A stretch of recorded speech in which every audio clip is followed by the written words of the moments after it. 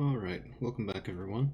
We have something a little bit different today. I'm going to be taking a look at the Titan 1A Assault Mech. This is a mech that you can build out of individual parts and pieces from the Davion faction store.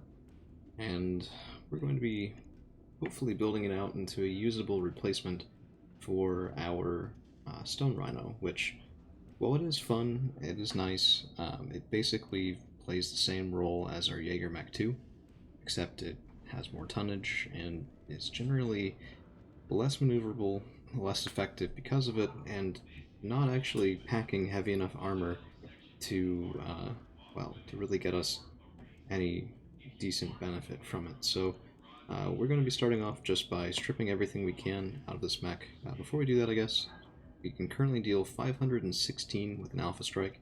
Of course, that Alpha Strike will do basically double our heat sinking capability, which means it's never really supposed to happen. The double PPCs will fire at range. The medium lasers and or SRMs can fire at short. And this is a mech where the stats are somewhat misleading. I tend to build my mechs so that ideally you're alpha striking or near alpha striking every turn. This has some drawbacks. For one, my mechs are not as versatile, and if they start to get picked apart, it can cascade pretty quickly. So this is something we saw in that 2-hour-long mission, where basically, let me rip things off as I do this.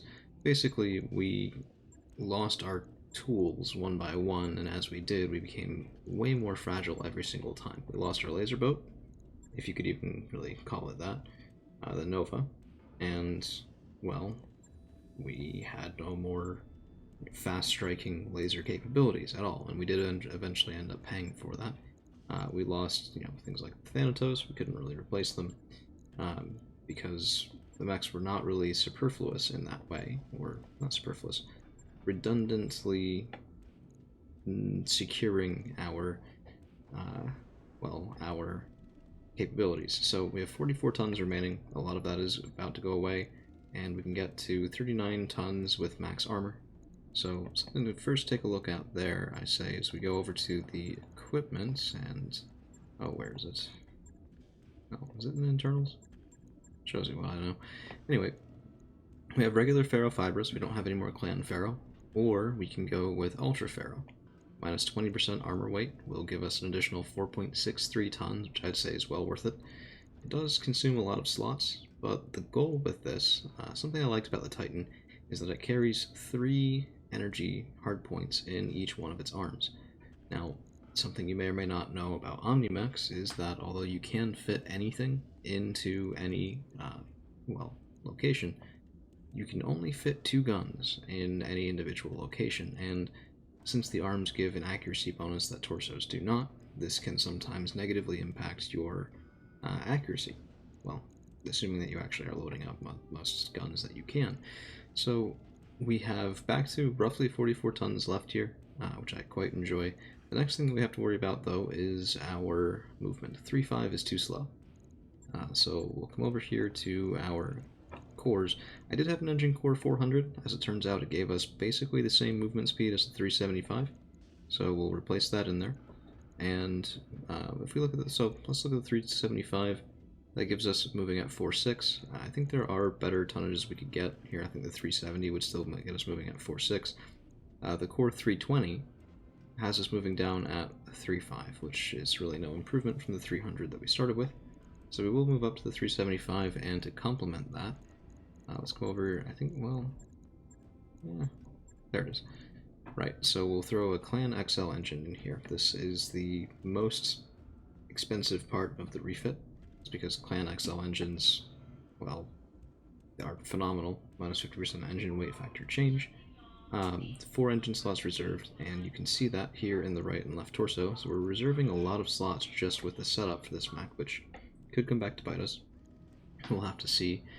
But, we've thrown in a 75 rating increase engine, and we've lost about 2 tons usable, which is very nice. So the engine XL will save us quite a bit of weight, and we will need that weight here shortly. So staying in internals, we can go to our last clan double heatsink kit.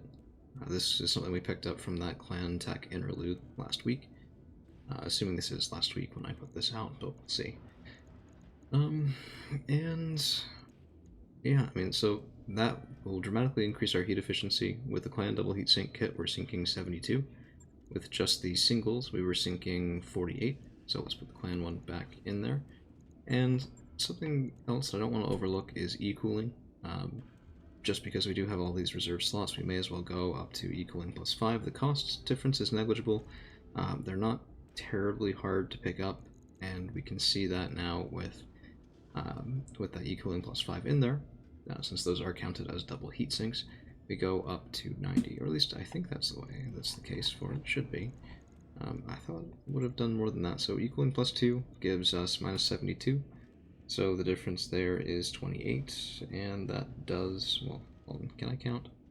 No, it's 18, and that does work out to 3 sinks at 6, which should be the amount given to us by the clan double heat sinks. And something else that we have to keep in mind here, we have an improved heat bank, which we will be using. We also have an exchanger 2+, and both of these things will come in very handy for building a laser boat, particularly with clan tech, which tends to run a little bit hot. So we'll put the exchanger in. Won't actually see anything from that right now because, 20% of 0 is 0, and we have no guns on this thing. We'll also put the improved heat bank in here. The reason I'm doing this, -12 heat at the end of turn. It's very nice. It's basically 2 clan doubles, and at 1.5 tons instead of the full 2 tons that 2 individual clan doubles would take, along with being 1 slot less. Now, there is something else to keep in mind. Heat sinks are affected by weather. This is not. So in colder biomes, this will be less efficient than our clan doubles, but in hotter temperatures as well, the improved heat bank will be more efficient than our clan doubles. So this is sort of a buffer, you can think of it like that, that reduces the amount of change that we have from outside stimuli, which will be very much in need. So the first thing I was thinking for this build was just to go all out with clan ER larges. And we can put 3 of those in each arm slot. If we do that, what we end up with is an alpha strike at 440 damage, which is just absurdly high. This is pretty nice to be doing without any sort of ammunition. The range on these ER larges, they are clan, so they're 700 instead of, I believe the ER large is somewhere around 800, 840? 840, yeah. So usual ER larges have an additional tonnage, but generate 5 points less heat than the clan version, but have an additional 140 meter range, which can be very helpful. Again, we're only moving at 4.6. It's not the slowest I've ever seen, but it's certainly not quick. And if we do this, well, now we have almost 10 tons. We can put in basically 10 clan double heat sinks, assuming we have the space for it. And I'll just show you guys what that looks like. That's the kits, that's the internal, so here we are. We do have enough clan doubles. The question is if we'll have enough space, because even though it doesn't look like we're losing all that much, the Ultra Pharaoh is shifting around free slots whenever we use one. So we can do that, and we'll have to drop a little bit of our rear armor. That should do. And 2 tons remaining, so let's go ahead and fill those up. And we fill up our torsos entirely with those clan doubles, and now we're shooting at 144 and sinking 150. So, that could be worse. It's actually a little bit too efficient. Generally, from my experience, you want to be sinking about, if you want to be alpha striking every turn, you want to be sinking about 80 to 90%. It's weather robust. I tend to favor planets that would have neutral or cold biomes because I tend to build hot. But some things like story missions, you can't get around that, and with the dynamic weather changes, there are more difficulties in that regard as well. But we're a little bit too cool here, so we'll take off 2 of these double heat sinks, and now it gets to be a little bit more interesting. What we can do is we can throw in, 2 clan ER mediums. We do have 1 slot in each of our torsos, and now that's a big swing, right? Because we've removed 12 of our heat sinking, and we've added 34 additional heat. So we're only sinking 138, we're alpha striking for 172. It's still a little toasty. The additional damage that we've gotten from this, by the way, is 60 total. Of course, that's only out to a range of 475, so for really long-range things, our alpha strike is still pretty much okay. I mean, let's see. Well, subtract 34 from that base of 172, and that leaves us with what, 128? I believe so. Something like, no, 100. Well, math is hard. What was that? Subtract 34, so 172 becomes 142. So 138. We'd be matching. We'd be alpha striking exactly how much we're heat sinking for. And something to keep in mind as well, when you sprint, you do build heat. So we'd be able to sprint and alpha strike with 6 ER larges and build just a little bit of heat. Of course, if we open up the ER medium, it's a different story. But by that point, hopefully we're walking, or we're able to be at closer ranges, do a little bit of maneuvering as well. We have no jump capabilities, and just to show you why that is, if we go into equip and we put in, let's say, a couple of these jump jets, just ignore the weight for right now. We only have 3 jump jet slots with this, and our heat efficiency, well, yeah, here's the better way to show it. Max jump, 3 hexes. 3. This is only really relevant if we're trying to get entirely around someone we're basically already right up close to. And if we yank those out, if I could put in the improves, so we do have improved jump jets. First off, they're double the tonnage, so 2 becomes 4. And it only moves 1.25 hexes per walk multiplier, so this would actually still be around, I think it'd be around 3-4 slots for us, because we only get 3 of them, right? They do round up, I believe, so that becomes 3.75. Really not worth it, in my opinion. Jumping 4, it's not great. We have lighter mechs that can jump way farther.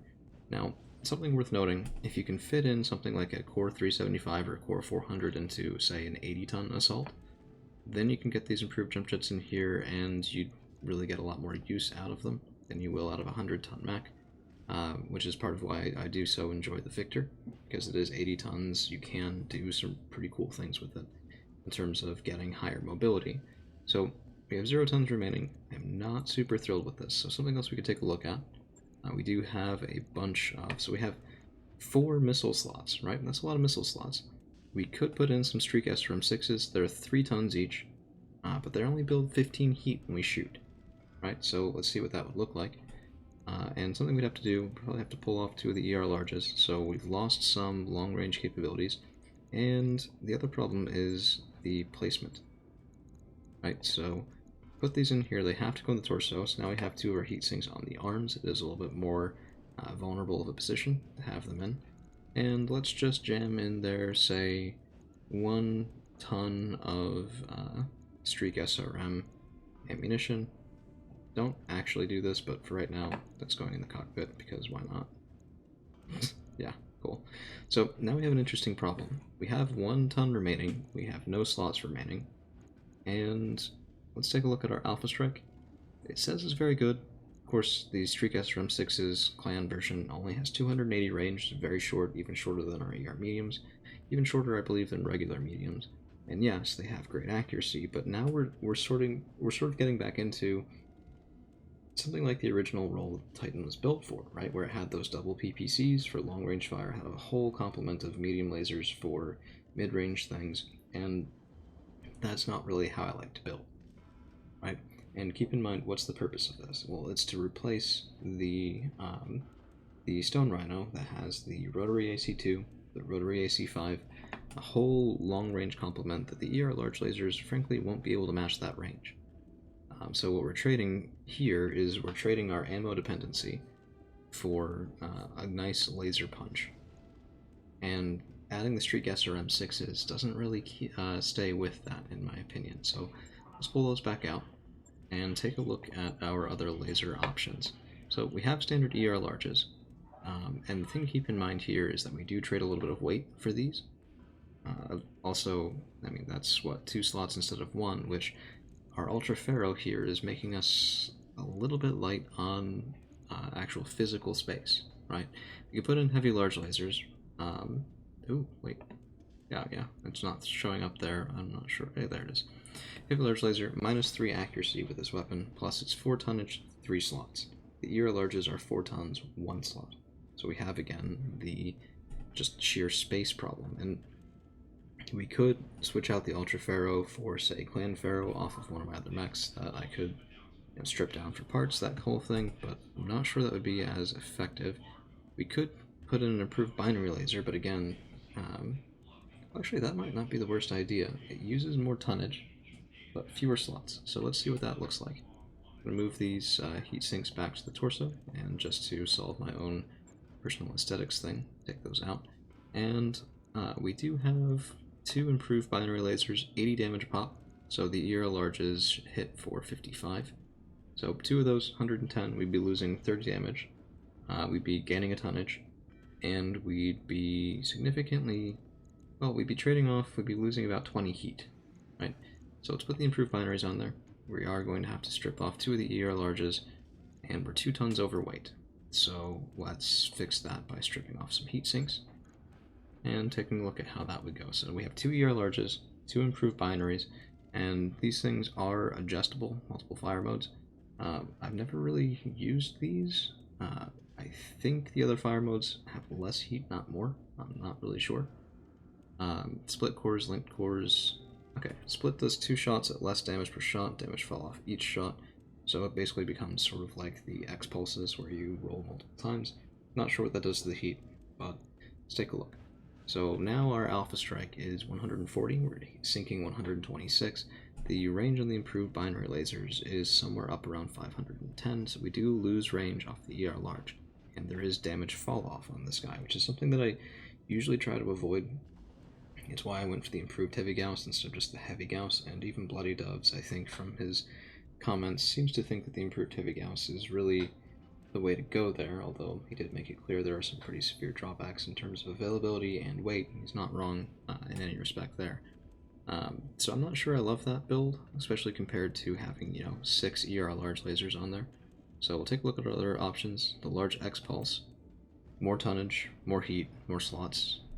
Not really a great idea there. I don't have any large VSPLs. That would be an interesting thing to look at. And we do have the ER large pulse laser, only one of them. 6 tonnage instead of 4, 3 slots instead of 1. More heat, same damage. What you get out of it is that you ignore an evasion pip and you get +1 accuracy, while the standard clan ER large lasers don't give you anything. Just to let you know on that, the swing there in terms of accuracy can be between 1 and 3, right? Every evasion pip reduces your accuracy by 2, and with the 1 flat, it's going to range between 1 and 3. Let's call it an average of 2 improvement to hit. I wouldn't trade that for more shots, not usually anyway. I mean, the trade there is going to be no larger than 20-25%, depending on the other effects in play. And I'd rather shoot twice than have 25% improved accuracy. So let's pull off the blazers, or, well, I guess improved binary lasers, and we haven't answered the PPC and plasma weapon question. Now, you guys know I love plasma rifles if you've been watching any of this. I absolutely adore them. But the tonnage is high, the damage is low, and the heat is not great, plus the slots, and these things require you to have ammunition, which is what makes them so hard to fit in. Part of why I love that quad plasma rifle Marauder I'm thinking of bringing back a little bit later in. We do have the snub-nose PPC, it acts like a shotgun, basically, does have damage fall off, not great. And we have the ER PPC and the clan ER PPC. Now the clan ER PPC does save a tonnage, just like with the other large lasers, and we do 15 more damage, building 8 more heat, losing a little bit of stability damage, which isn't the end of the world. So if we put these on instead of the blazers, and take a look there, now we have 6 tons remaining, because the blazers were, I believe, 8 each, and we ripped off, well, does that math work out? Oh, they were 9 each, right, okay. So we have a bit more free tonnage now with the ER PPCs on than we did before. However, our Alpha Strike is 152. These are quite a bit toastier than the ER large lasers that they are temporarily at least replacing. What we can do with that 6 tons is we can make one of them a little lopsided. So we'll throw an ER large laser on here, and just to make this look a little better, you know what we'll do? Put the ER larges on the same side, move this ER large, sorry, the ER PPCs on the same side, ER larges on the same side. Now we have a sort of right arm, left arm thing that I can work with that. And our heat sinking 126, Alpha Strike 176. So the idea here is we do still have 2 split ranges, and when we don't have those ER mediums on, we're not shooting 34 of our heat. Granted, well, 34, so that 17 is base. That's minus 20% from the heat exchanger. So we are losing, what, 6 off of that? So 34 minus 6, 28. So we'd really only be losing. My earlier math is now wrong. I forgot about the heat exchanger modifier to the Alpha Strike as read out on the heat efficiency tab. So we'd be losing about 28, bringing us down to what, 148 without the ER medium. Still building 20 heat, and that's not even taking into account the fact that we're sprinting. But we do still have 2 tons. So what we can do with this is we can come over here back to our heat sinks and see if we can throw on 2 more heat sinks. Move these ER mediums down as well. And now we have a couple interesting things here. ER PPCs range up to 720, ER larges range up to 700. So the ER PPCs don't have all that much more of a range than we are getting off the ER larges. The difference is these ER PPCs dealing 75 damage do get pretty good damage advantage over the ER larges. That's 20, right? So we're shooting 1 fewer ER large, but we're shooting 40 additional damage off of, than we would be with 2 ER larges in that left arm slot. So we're really only losing 15 damage here. In terms of heat, that 15 damage is being traded off for, well, we actually lose a little bit on the heat, right? So 30 times 3 is 90, 48 times 2 is 96. So we lose a little bit in terms of our heat efficiency, but we do also get the PPC debuff, which will scramble whatever we hit. Their accuracy for 2 can be pretty good for survivability there. I'm not sure I'm sold on it, to be honest. I mean, yeah, I don't know. Right, so let's take a look. 485. We tear off these ER PPCs and we go back to sort of the original setup that I had on here, which definitely totally wasn't planned before I started this recording at all. And we throw these 3 on. Now we're up to 500. Nice round number there. And our heat sinking and Alpha Strike is pretty comparable. So I think this will be the build that we go with. Being able to fire off those 6 ER larges should get us some pretty good results. Of course, if they fail to do so, or if this mech doesn't really perform well, we will go back to the drawing board, but this is just sort of walking through my intended role for this Titan. So hopefully it'll be a little bit new, a little bit distinct. We'll see how it goes. One thing that we lack here is indirect fire. So this will be a mech that does struggle in situations where our Atlas can unload with those LRMs. Unfortunately, I did have to lose 10 LRMs on that mech to make the Titan, because I had Ultra Pharaoh on the Atlas 2, and I ripped it off in favor of, well, I'm just putting my last bit of Clan Pharaoh on there. But since the improvement to Ultra Pharaoh a couple patches ago, maybe a couple weeks ago, I think, taking the reserve slots down from 20, I think, to 14, Ultra Pharaoh, I think, is superior. So we'll have to go over to Davion Space. We're still allied with them, so we can buy a couple more of those and replace them onto our Atlas. One thing we haven't really covered here is electronics. I don't really have an energy TTS that I'm aware of. I will look at picking one up, but I didn't really have one in mind. We don't really benefit from anything like the Artemis because, you know, we're not shooting any missiles. The FCS Advanced TC you could make a pretty good argument for. So, you know, when we're doing a precision strike, we could definitely take aim at something, and, you know, we're not shooting missiles here, we're shooting a bunch of ER large lasers. That's a lot of potentially very focused damage, could be very effective. Problem is, we don't really have the 2 tonnage on this build. So if we take a look at what that would be like, we take off the ER mediums and we put in an advanced TC, the idea here would be, oh, wait, was that only, it says 2 tons. But it's only taking up 1 ton. Interesting. I wonder if that's a bug. Anyway, what we lose, we'd go from 500 to 440 damage. We would gain a fair amount of heat efficiency, so our Alpha Strike would be pretty much every turn. There'd be no reason not to shoot all 6. And we would get the coordination there. Given that this is only 1 ton instead of 2, or does that already take up... Well, I'm very confused by this, in case you can't tell. Okay. The cockpit is already 1 ton, so the FCS Advanced TC being 2. Is that supposed to be there? Yeah. Only actually increases it by 1 off the base. So here's what I'm thinking. given that, we could slide one of those ER mediums back in place. Our heat efficiency goes down a little bit, but again, we don't have to fire that ER medium every time. Oh, I wish I had support slots on this.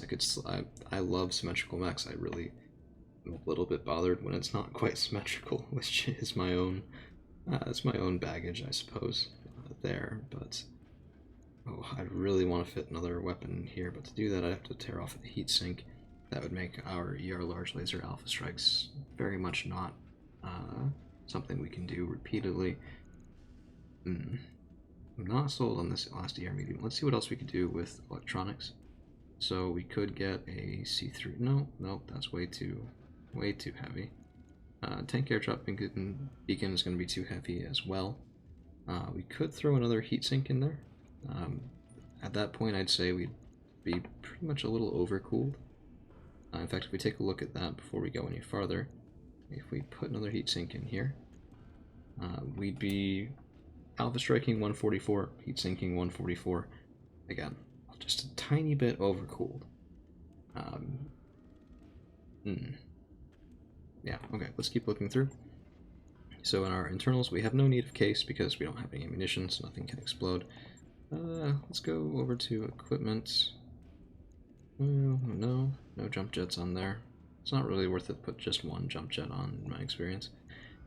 We could put in an active probe. That'd be pretty nice. Of course, this guy won't really be front of the line with those ER larges, so we wouldn't really get much use. Beagle probe, 1.5 tons, a little too heavy. C3 slave, +1 accuracy to enemies within C3 radius, 90-meter radius. Again, that's pretty close. That's really meant for a shotgun build, at least as far as I understand it, which, you know, could be flawed. You know, here's what we'll do. We'll take that heatsink out. We're going to take a Guardian ECM, clan version, and put it right up there in the cockpit, because otherwise it would be asymmetrical. Not exactly great reasoning, but I have another one in case this ends poorly. And now we're at an even 100 tons, and we'll even be able to defend ourselves and our back line a little bit better. This is a 150 150 meter radius bubble that will protect our backline mechs, like potentially the Jaeger Mech 2, the Atlas, things like that. And I think this will be pretty good. I mean, 500, well, okay, so we lost the 500, we weren't down to 440. If I can justify it, I might put those ER mediums back on at some point. But let's give this a shot. I think this has potential. It won't really ever be the star of the show, but it will at least be reliable, and it will solve our we're running out of ammunition problem pretty well. It's going to cost us 4.7 million C-bills, which is most of our reserve funds here, so we will have to address that sooner rather than later, unfortunately. But yeah, let's go ahead and validate this mech. Confirm. Alright, and you guys will see that in action. Just a little bit of spoilers as well. I did bring up a gunslinger. The intended build for that is basically the big boy version of the Axeman, just to give us a little bit extra armor there, to replace the XL engine with the Clan XL, and, well, keep the Ultra AC-20, the quad ER medium. We do lose the hatchet, but that's okay. Slapdash really, I think, needed a bit extra armor, and generally, I mean, we are moving toward a more heavy assault mech type build. The gunslinger is an assault class mech, 85 tons. But we'll keep the X-Men around just because I do like fielding it still. I think it's pretty snazzy, one of our more, well, nice looking mechs, and certainly good to have for things where, say, we're constricted to a heavy tonnage instead of an assault tonnage, like, say, I don't know, mech duels, things like that. We do still have the Ostrock around, just in case I change my mind, but I think this mech has seen its last, well, common service in our drops as of late. And we do have Champion 1 and B here as well, we'll be seeing relatively soon, but I would rather field the other champion, but I need one more part for it. So we go into storage, and heavy mechs, which I absolutely love heavy mechs. We should see, where is it? No, right, there it is. Champion 3P. So I prefer this because I enjoy having some missiles in a champion build, close range blast type deal. And that 2432 I think is a little bit better than the 1400 that we have in this Royal Champion here. It's not an Omni Mech, so I can't switch those out. And lacking any missile hardpoints is a bit of a hard pass for me, although, you know, again, we do have the Royal Mech quirk, which is pretty nice. Things like that. That shouldn't be overlooked, but unfortunately I don't think quite make up for it. Just to answer your question a little bit earlier, I did mention the clan quirk. We can see it here. Better walking distance, better sprint multiplier, better jump distance, +1 accuracy, and -6 heat, but at the cost of just not being able to punch things or kick things very well at all, which the Titan will be able to do. It's not a clan mech, so it will be able to punch and kick. It looks a little dumpty there, a little boxy, but see if I can fix that with some paint here in a little bit. I'm not entirely sure it takes paint patterns. But I think that's been me rambling on for long enough. I hope you guys enjoyed the sort of unusual episode with a bit of a mech building flavor to it. And yeah, we'll see you again real soon.